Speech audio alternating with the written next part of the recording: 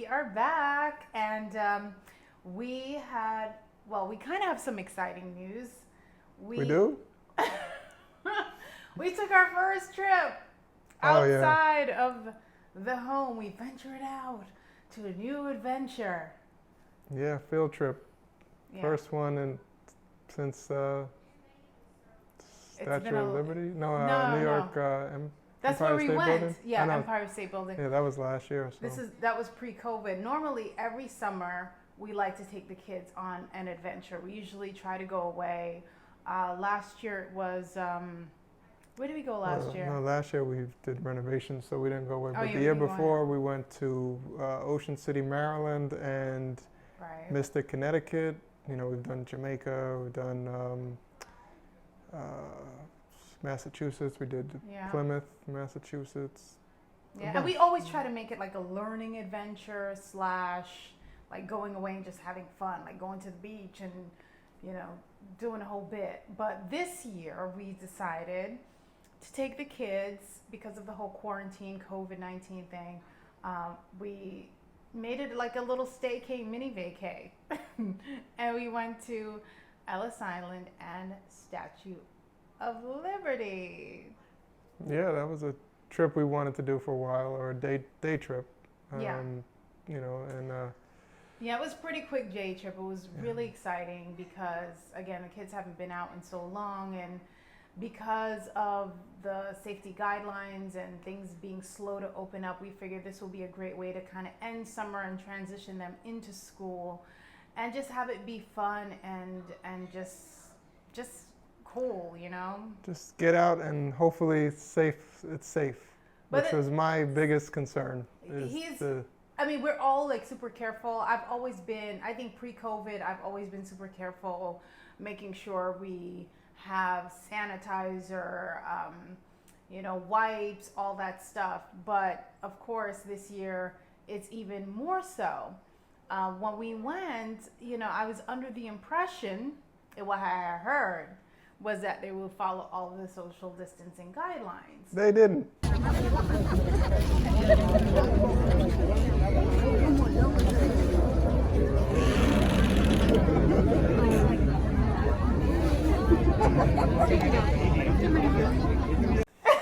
No, it's not.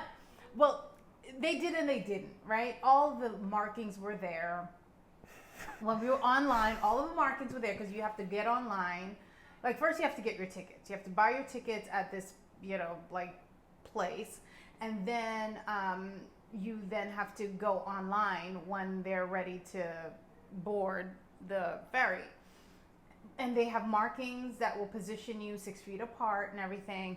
But because it wasn't just like one or two people each group. It was like massive. Like, some people came with like a whole family. We were a family of 4. So it's like each marking was for a particular family, which doesn't really encompass necessarily 6 feet. And there's nobody enforcing anything. There's nobody out there saying, you know, keep your distance, or there's nothing, there's no... There was somebody, though, there was a guy who said, okay, all right, you go here, you know, kind of directing everyone, but he didn't necessarily come around and say, well, you're not 6 feet apart, okay, you back up. It just was not enforced. And then when it was time to get on the ferry, it was like a mad dash to get on, and there was no distance. There was no procedure like, we're going to take this, because it was broken up into three lines. It wasn't like, okay, this line is going to go first, then the second line, then the third. It was just everybody just stampede. All bets are off. We go to the top. Everybody. I think that's what they had in their mind, because the ferry has like a lower deck, there's a mid deck, and then there's an upper deck. And I didn't care about being on the upper deck, but I know you wanted to. But bad choice. But we didn't think. Here's the thing: they have seating, you know. And at first, everybody was, you know, every other row. It was like, oh, okay, they're doing every other row. Then I saw people like filling in. I was like, she filling in all the rows. You know, it was like families then saying, okay, we don't have a space, and so then now we have to fill in all the rows. And then there was people standing that there was no seat, so it was basically full, and then people just standing all around. So it was not and comfortable. taking off their masks. And taking off their mask, it was very uncomfortable. For me, at least, I was. You were about to lose it. He was about to. I did not like it at all. But the thing is, though, is that it was great because we were actually outdoors. We were on the upper deck, so there was, even though we were crowded, and I'm not gonna lie, but we kept our masks on, like all of us. We kept our masks on the whole time. Washed our, we had hand sanitizer, hand wipes, and everything. I even wiped down that bench we were sitting on. Like I did all of that. But you had some people, unfortunately, that they started getting up. They started seeing Statue of Liberty, like they ain't seen nothing like it before, so they just started getting up, taking pictures. They were like this, taking pictures. They were like right on top of me, basically. They were like, hey, like that's how they were posing. I'm not even kidding. And it made us feel like really, really uncomfortable. Well, I had to say, honey, just remember, you don't cause a scene. I was close. They was close. Yeah, he was about to lose it. And then when we finally got off and we got there, spacing was not really a problem. We were able to kind of space out. I even took my mask because I want to look cute in my picture. So we took pictures. Sometimes we took our masks off, of course, when there was like enough distance. Because remember, we're on this now Liberty Island, so there was a lot of spacing. Except in the area where you're front facing the statue. Yeah. Like that area was, and then people were taking their masks off for pictures and stuff. That was the only area on at the Statue of Liberty that I didn't feel comfortable with. Everywhere else, you have space. Yeah. Yeah. Yeah, for sure. But I was still irritated from that ferry ride, so it kind of ruined my. He was Debbie. Kind of ruined my. Ruined like, that part of the trip. I was like, how many times are we gonna come to Statue of Liberty? I mean, granted, the monument was closed. You couldn't walk up the to the crown like before, but it was still a nice, beautiful panoramic view of like the city. And it was great to be there. We spent about an hour because the ferry comes like every hour or every half hour, depending on the time you go. And it was really nice to kind of like check out the panoramic view. Then they had like a little museum of the Liberty that kind of went over like where it was built, how it was built, the history behind it. French gifting it to us, and the whole process, the building process that went along with it, which I thought was interesting. Yeah, it's good. And then we then went to Ellis Island, which I thought would be, fun. Hey guys, well, our tour is now taking us to Ellis Island. This is, what do you call this, the Great Hall? Registry room. Oh, the registry room, sorry. This is the registry room where everyone came in and was registered. They have some audio. They have an audio guide here that we get. It was disinfected before we got here. So it takes us through the entire museum, and it's pretty. I like the way everything is spaced out. There's not a ton of people, so it makes getting through here easier. And when we came in, we were going to look up one of my husband's old relatives that came through this area from Ireland, but they closed. We can look it up online, they said, so we'll probably do that. And I don't know. We're gonna see what else this gorgeous place has to offer. Look at the floors, and some of the furniture here are original, like the dark wood, very original. As a matter of fact, they said it's like over 100 years old, and people can sit in them. To be honest with you, I probably wouldn't sit in them. I don't know. There's something about preserving the integrity of the place that I love so much. So you can see people off in the distance. They're sitting on the older benches. Those were the original benches. So we're gonna see, I think we're gonna walk through and see what else they got. It's a lot. As a matter of fact, this is what it looked like back in the day. See, this is a picture of people filing in. They were in lines. They came from all over Europe, a lot of them. Mostly Europe, I'd say. That's what the auto book said. So very insightful information. Now some more people are starting to come in. We're gonna see where we can go from here. They have a lot of different exhibits. It's a really big place. Our goal was to stay here for about an hour. I feel like you need more than an hour in this place, to be honest with you. Huh? Yeah, but you can go through, but you just have to keep it closed. So this wall features some of the immigrants that came through here. A lot of them, you got different races, different parts of the world. You have this woman right here. She is actually from Great Britain. Her name is Eliza Ishmael. And this is Douglas Ishmael. I'm assuming that they're related. They're right next to each other. And as you can see there, they have his brown complexion. We learned our lesson. When we got back on the ferry, I was like, you know what, let's just go on the lower deck. And the lower deck. You were like that? Yes, Really? that's what I said. That's what you said? I said, yeah. Okay. It's a little revisionist history, but okay. Revision's history. Yeah. You have selective memory. I don't think that's how that went. But okay. Well, anyway, we went to the lower deck. I was not, and then he wanted to open a window. I was just like, because mind you, it was a little chilly that day. It's still like end of summer, but it was like still chilly. And then he was like, well, we have to air out the place. I was like, yeah, good point. Chilly or COVID? I don't know. I'll take chilly. Yeah, with the whole COVID thing. And then like, you know, we did have like a little bench by the window, and it was like airing, you know, the air kind of circulating, kept our masks on. And, you know, the ferry ride in between was really quick. Mm-hmm. Yeah, and it was fine. It was comfortable. Went to Ellis Island. That to me was really interesting. There's a lot of history there. It's really good. It's a really nice place. You probably need, we only were there for an hour, but you probably need at least 2 to 3 hours to be able to really absorb everything and read everything, because it's a really, really good, you know, information there. You know, the museum is you know, really nice, but we didn't have enough time. And they had some original furniture that was, you know, still there. Yeah, the original benches. And the room where everyone came in.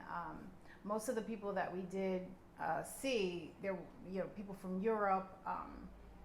Not, of course, a lot of people from like the Caribbean or anything like that. I don't think, but nonetheless, it was just really interesting to learn about the whole process and how people came in and where they went. It even had information about where they were going to, which I thought was really cool.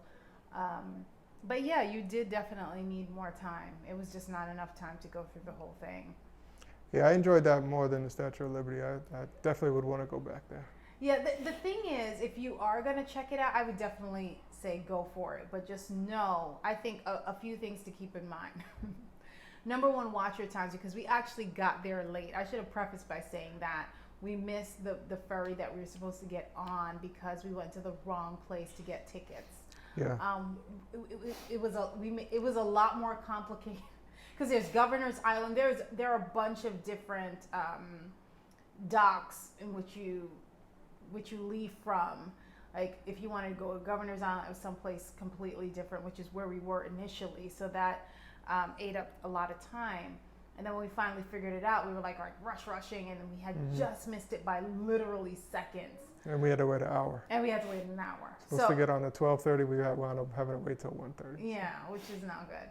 So what I would suggest is plan out your day. Try to make it an early one. If you can leave in the morning and then give yourself like an extra, you know, half hour to an hour to get there, because where it is, it's not, if you're driving, it's not easy to park. They had construction, so we had to like go around a bunch of times before we could even park. If you're taking the subway, it is a little bit of a walk, and of course if you Uber or whatever, you still have to factor that in. But once we got there, it was just like rushing, and we missed it. We had to wait an extra hour. So I would say leave an extra hour for travel time just to play it safe. Also, try and, if you're gonna do both, I would say make it an early day. Like us leaving at 12:30 for just Liberty Island would have been fine, because the last ferry is like at 5, little Yeah. after 5. And we thought, okay, we don't need that much time, but you want to be able to like kind of marinate, not rush as you go through. They have audio files that will take you through the entire like island. You don't want to be rushing, and I felt like we were a little bit rushed. Definitely. Because we also have to add in the pandemic restrictions and the safety guidelines. Even though they follow it to a T, Yeah.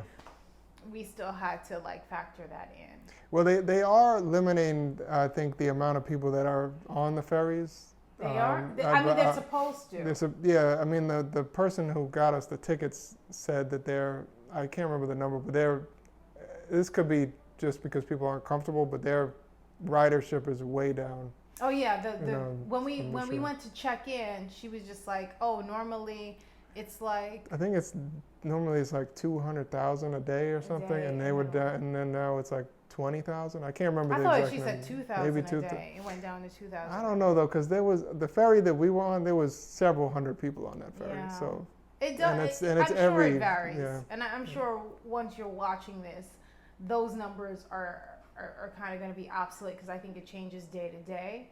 But I would just factor in all of that. I mean, if you're one of those people that have to be on the top and have to get the cool pictures, just keep in mind that there's like probably 500 of you feeling that way. So just know that it's going to be very crowded.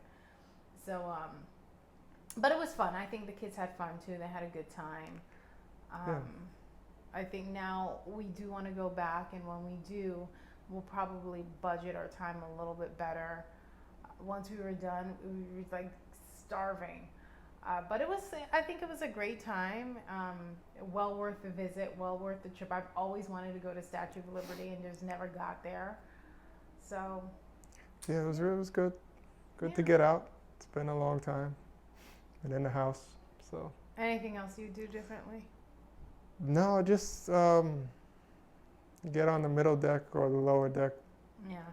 Even though the upper deck is nice, but it's even just to get off of the ferry when it's time, it was it's like a crowd. bottlenecking. It was just that's the yeah. only thing. I mean, in retrospect, I'm glad we went, but put it this way, I'm not finna go anywhere else for a while. Yeah, I'm good for a while. As much as I would like to head to the Caribbean right now, it's not good luck, because getting on the plane alone, it's like you got to worry about that. Super anxiety. And the thing is, they'll say, oh, here are our guidelines, this is what we're doing, and it sounds great and buttoned up and everything, but it's like, I'm not saying all times, but sometimes when you get there, it's a different story, and not a lot of people are going to step up and say, hold on.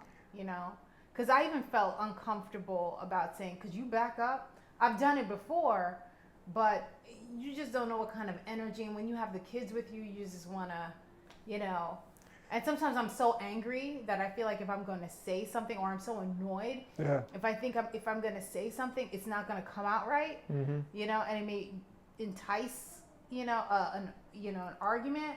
So a lot of times I just say nothing and just kind of separate myself from the situation and separate the kids from the situation before it even gets to that point.